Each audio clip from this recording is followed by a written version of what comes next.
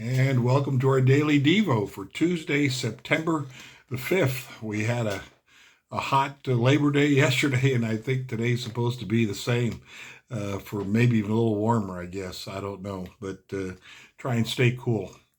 Our devotion for today is entitled, Jesus Commends the Centurion at Capernaum. Jesus commends the centurion at Capernaum. There's a Matthew 8 passage and a Luke 7 passage here. The quote for today, the verse quoted for today comes from Matthew 8:8. Lord, I do not deserve to have you come under my roof, but just say the word, and my servant will be healed. Our author is shooting for this teaching from this passage today. The best way to seek Jesus' help is with humble faith. Is that enough said for the Daily Devo today? The best way to seek Jesus' help is with humble faith. Many who approached Jesus for help were ordinary people who lacked power, who lacked influence. The centurion at Capernaum was different, however. Here is what we know about him. As a centurion, he was an army officer who commanded up to 100 soldiers, and this is in the Roman legions. Since Capernaum was a tax and tariff collection station, he likely was responsible for enforcing compliance. This took a special set of skills navigating between locals, his soldiers, tax collectors, and international merchants. He was well paid for his efforts, up to 15 times that of an ordinary soldier. To get the job done, he counted on the respect his position and his word carried. I tell this one, go, and he goes, and that one, come, and he comes. I say to my servant, do this, and he does it. That's a quote from the centurion in Matthew 8:9. What's unique is that this centurion was a believer. Although he had not converted to Judaism, he was a God-fearer, someone attracted to the Jewish belief system. He put his faith into action, building the synagogue in Capernaum and winning the support of the town elders. That's in Luke 7, 3-5. In this story, he is also a man with a problem. His servant was paralyzed and gravely ill. Jesus lived in his town. So the centurion knew of him and his ability to bring miraculous healing. But this man, unlike others, had the authority to compel Jesus' actions, not just ask for them, but force them. The centurion could have ordered Jesus to come to his home and heal his servant. If Jesus failed to comply, he would do what he normally did: send a contingent of soldiers to enforce compliance.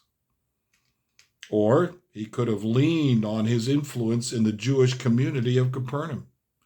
He had done so much for them. Was it not time for them to do something for him? So a lot of people see they're praying before the Lord. I've done this for you, you owe me. As it turned out, he needed to pull no strings. Jesus was ready to come to his home.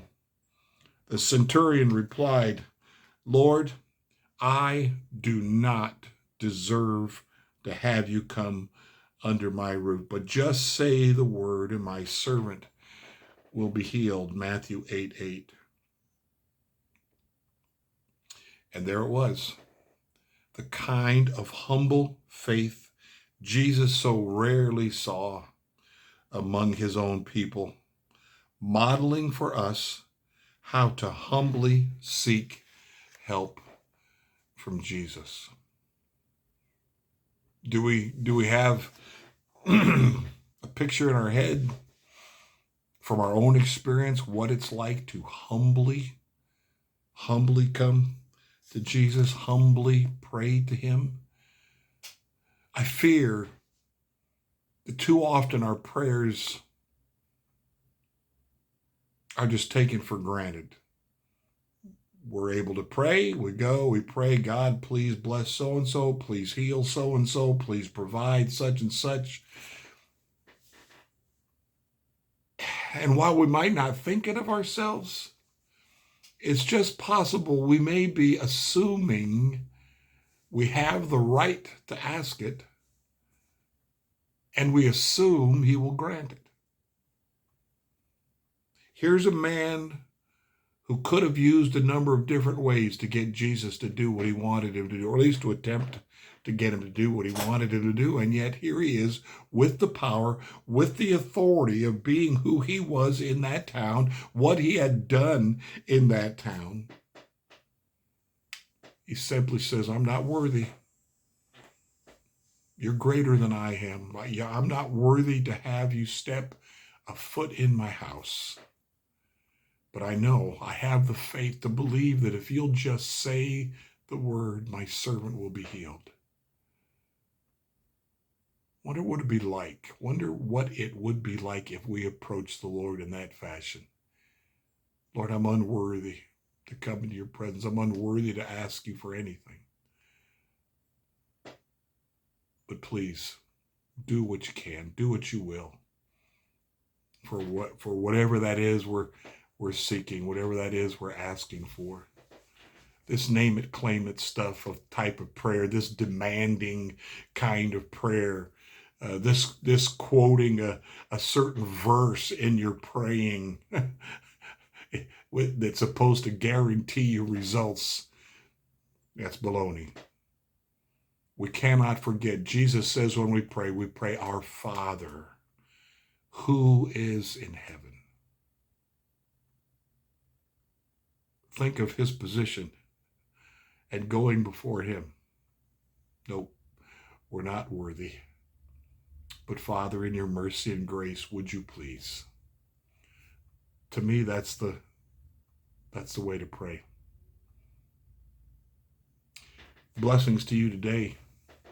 And be aware that praying is not something to take for granted. Prayer is a grace gift from our God. Jesus intercedes for us there before the throne. And that's a grace gift also. Not earned, not deserved, but a gift of grace. Blessings to you today on this Tuesday.